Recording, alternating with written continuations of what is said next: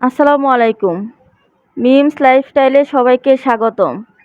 যে যেখান থেকে ভিডিওটা দেখছেন লাইক কমেন্ট শেয়ার করে পাশে থাকবেন, ধন্যবাদ। তো সকাল সকাল ঘুম থেকে উঠেই দেখি বৃষ্টি শুরু হয়ে গেছে। আর এই বৃষ্টির দিনে দেখেন ওয়েদারটা কি সুন্দর, দেখতে অনেক সুন্দর লাগছে। তো ভাবলাম একটা ভিডিও করে আপনাদের মাঝে শেয়ার করি। তো কে কোথায় থেকে দেখতেছেন অবশ্যই কমেন্ট করে জানাবেন। আসলে বৃষ্টির দিন আমার খুব ভালো লাগে। বৃষ্টির দিন ঠান্ডা বাতাস, আবহাওয়া কি সুন্দর, অসাধারণ একটা দৃশ্য। আমার কাছে খুবই ভালো লাগে। তো দেখেন প্রচুর বৃষ্টি হচ্ছে। ওই জায়গাটা হচ্ছে চট্টগ্রামে প্রচুর বৃষ্টি হচ্ছে। দীর্ঘ 15 দিন পর আজকে বৃষ্টি হইল। চট্টগ্রাম এত গরম ছিল যা বলার মতো না। তো এত গরমের পরে এখন বৃষ্টি হয়েছে, তো এখন একটু ঠান্ডা আবহাওয়া।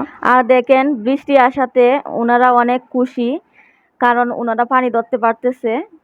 চট্টগ্রাম পানি কিনে খাইতে হয়, এই জন্য ওনারা কলস যা যে যেমন পারতেছে ওইগুলা ভরতেছে, কারণ আরেকবার কখন বৃষ্টি হয় তা ঠিক নাই। চট্টগ্রামে পানির অসুবিধাটা সবচেয়ে বেশি, কারণ এখানে লবণ পানি, এরপর আয়রন পানি, ওই পানি দিয়ে কোনো কিছু করা সম্ভব না। গোসলের পানি, খাবার পানি, কাপড় ধোয়া, থালা বাসন ধোয়ার ধরে সব কিছুই কিনা পানি দিয়ে করতে হয়। এই জন্য চট্টগ্রামের মানুষ বৃষ্টি আসলেই তারা খুব খুশি। আর তারা পানি ধরতেছে, কিভাবে ধরতেছে তো আপনারা ভিডিওর মাধ্যমে দেখতেছেন। তো তারা খুব খুশি সহকারে পানি ধরতেছে। আমি নিজেও পানি ধরি, কারণ আজকে আমি একা বাসায়, এই জন্য আমি পানি ধরিনি। একা একা পানি ধরতে পারবো না, এই জন্য। আসলে চট্টগ্রাম সব কিছুই আমার ভালো লাগে, কিন্তু এই পানির কষ্টটা আমার খুব খারাপ লাগে। কারণ পানির অপর নাম জীবন, পানি ছাড়া চলা সম্ভব না। আর আমরা দিনের পর দিন পানি ছাড়া চলি। পানি কিনে আনলে খাই, আর না হয় নাই। সব কিছু কিনা পানি দিয়েই করা লাগে। গোসল, কাপড় ধোয়া, রান্না সব কিছু কিনা পানি দিয়ে করা লাগে। তো যেদিন পানি থাকে না ওই দিন ঝামেলার মধ্যে পড়ে যায়।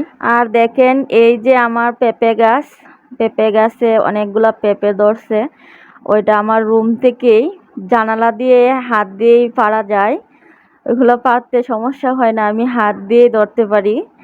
তো দেখেন কি সুন্দর। তো যে যেখান থেকে দেখতেছেন কমেন্ট করবেন কে কোথায় থেকে দেখতেছেন। আর ভালো লাগলে পাশে থাকবেন, আমি আপনাদের পাশে থাকবো। ধন্যবাদ। সবাই ভালো থাকবেন, সুস্থ থাকবেন। আল্লাহ হাফেজ।